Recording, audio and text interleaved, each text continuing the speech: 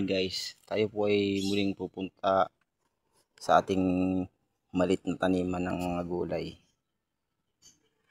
Papakita ko po sa inyo kung gaano ka-epektibo yung 0060 na abono.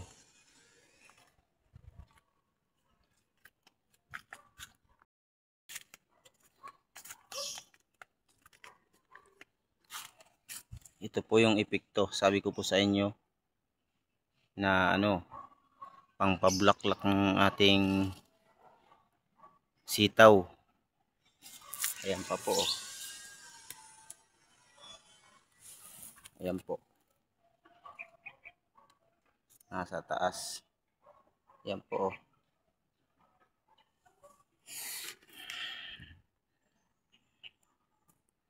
Ayan po yung bulaklak. Ayan po. Talagang ayos po talaga. At dito rin po sa bandang baba. Ayos na po. Sa tingin ko po makakakain ako ng bunga ng pipino ko.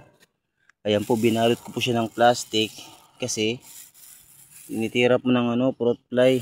Yan po, nakabalot po, napapansin nyo po yan. Ito pa sa taas, lagyan ko din ng plastic para siguradong makikinabang po tayo. Tsaka ito po yung gulay. Ayan po, laki na po yung ampalaya oh. Oh. Lapit ng mapitas. Ito, ganon din kaso maikli kasi ito yung pinakaunang bunga niya. Itong napakabalot, yan po. Maliit po yung bandang dito kasi huli ko na po yung nakita kasi kinagat ng fruit fly. Itong nakabalot po, maliliit pa po yan. Ayan po. Lahat po yan binalot ko po para hindi po maano ng fruit fly. Ito pa sa taas. Ito yung bagong sitaw kung tanim. Mahaba-haba na po, malapit na po siyang umakyat din sa niya, balag. Ito, mga bago, ayun, yung ampalaya ko. Yan, yung sitaw, ampalaya, halos magkatabi-tabi lang kasi malit lang yung area Yan po, yung sitaw, maakyat na. Binakurang ko to kasi yung mga aso pumapasok. Ito yung patula ko, kasampa na din. Oh, mataba po yung natin. Mataba po yung ampalaya. Yan po. Malapit na rin po itong munga.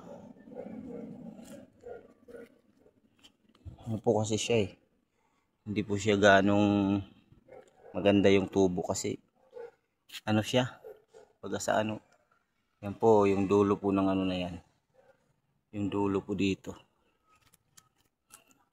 Ito po may bunga na po yan. Ayan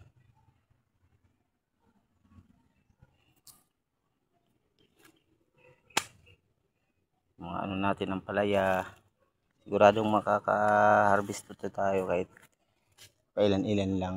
Ito po, may bunga na rin po yung palaya natin. Ayan po, lapit na rin po yung balutin kasi pag malaki na pong balot, binalot mong malaki-laki na, wala po, bubutasin na ng fruit fly. Ito po yung pipino ko dito.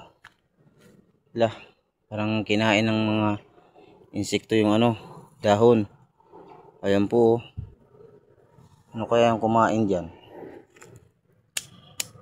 Ito po yung pipino natin, maliit pa, nasa plastic. At saka meron din pa tayong punla ng dwarf papaya. Ayan po yung possible ko po yan, dwarf papaya. Iiksi lang po yan, bubunga na.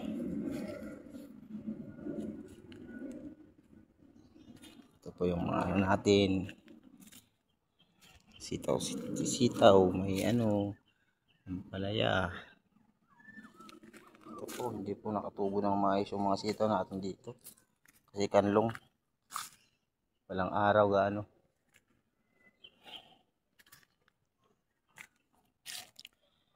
Dito po ay may napansin po kung may bunga dito na palaya. Ayan po. Ayan.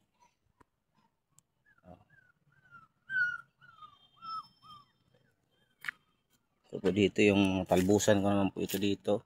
Ito po yung lilinisan kong nakaraan. Sigurado po makakagulay tayo dito.